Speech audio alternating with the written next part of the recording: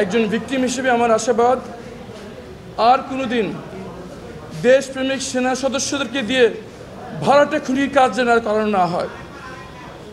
জনগণের রক্ষক সেনাবাহিনীকে আর কোনোদিন যেন জনগণের মুখোমুখি দাঁড় করানো না হয়।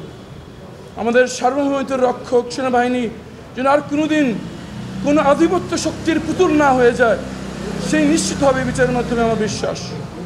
আবার দৃষ্টি আকর্ষণ করছি সবার কাছে, যেই শীর্ষ সামরিক কর্মকর্তারা দেশ ত্যাগ করেছেন, তারা সেই অবস্থা দেশ ত্যাগ করেছেন যখন তাদের পাসপোর্ট বাতিল ছিল, তাদের নামে ওয়ারেন্ট ছিল।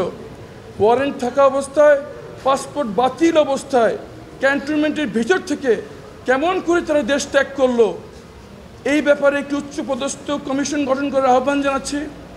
এবং যারা সে সময় কর্মরত ছিল, তাদের হাতে কি আমাদের সার্বভৌমত্ব এবং নিরাপত্তা দিয়ে আমরা নিশ্চিত থাকতে পারি কিনা একজন ভিকটিম হিসেবে, এই বিষয়ে আমি অন্তর্বর্তী সরকারের কাছে আহ্বান জানাচ্ছি যে যারা দায়িত্বরত ছিল, যাদের ওয়াচে, যাদের তত্ত্বাবধানে থাকা অবস্থায় তারা দেশ ত্যাগ করেছে, তাদেরকেও জবাবদিহির আয়ত্তে আনা উচিত, যাতে যাদের বিচার হচ্ছে এবং যারা দেশ ত্যাগ করেছে তারা যেন কোনোভাবে এই বিচারকে প্রভাবিত করতে না পারে।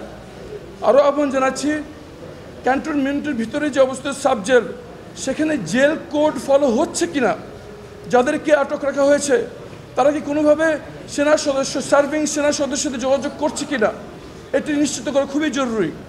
যদি না হয়, আমরা যারা ভিকটিম এবং সাক্ষী আছি, আমরা আমাদের জীবনের হুমকি আশঙ্কা করছি।